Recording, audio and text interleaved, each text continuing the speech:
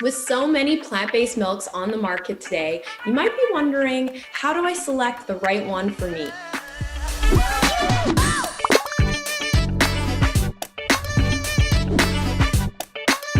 Hi guys, Kelly here with PlantX, and on today's show, I'm going to be going over plant-based milks and how to select the right one for you.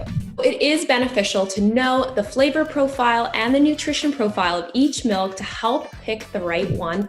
And although these plant-based milks are very different from cow's milk, they do a great job at replacing cow's milk in all dietary forms. Plus, a lot of these plant-based milks are fortified with essential vitamins and minerals such as vitamin D and vitamin B12. And with these plant-based milks, they're cruelty-free, generally lower in fat, and better for the environment. So first up is almond milk. And almond milk is the OG of plant-based milks, and it's generally really low in calories. About 1 cup of unsweetened almond milk is around 30 calories. And almond milk has a very nutty taste and a very thin texture. So almond milk is often fortified with other vitamins and minerals, and it's great for use in baking, and I love using it in smoothies as well. So next up is soy milk, and soy milk is a classic on the plant-based milk scene, and it's packed with protein.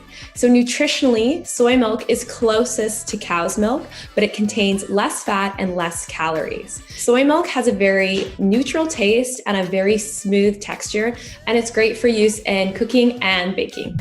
So next up, we have rice milk. And rice milk is one of the most hypoallergenic plant-based milks out there on the market. So it makes it a great option for anyone that suffers from a lot of common allergies. Rice milk has a very thin texture and an almost undetectable taste. So I find that it doesn't really taste like too much. It might be a little bit slightly sweet, and it's higher in carbohydrate. So I actually really like to use rice milk with a protein powder post-workout. So next up, we have oat milk. And oat milk is a newer player on the plant-based milk scene. However, its popularity is for good reason.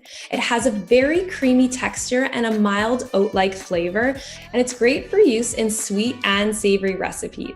I personally love to use oat milk for lattes. While higher in carbs and lower in protein than some plant-based milks, oat milk contains soluble fiber, which can help keep you fuller for longer. So next up, we have hemp milk. And hemp milk is made from shelled hemp seeds, and it's a great source of omega fatty acids. So hemp milk is a good option for those looking to increase their healthy fat intake. It also has a creamy texture, and it's got a mildly sweet flavor. So I find that hemp milk generally has a really neutral taste, so it makes it a good option to use in most recipes. It foams really nicely as well for use in lattes, so it's a good backup to have.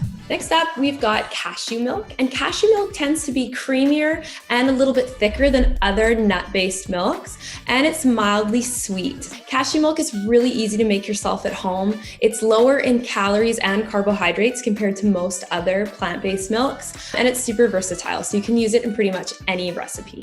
So the last plant-based milk that I'm going to touch on today is coconut milk. And coconut milk is the richest and the creamiest of all the plant-based milks, but it's also the highest in fat. So you do want to try and limit the amount that you do use coconut milk compared to other plant-based milks.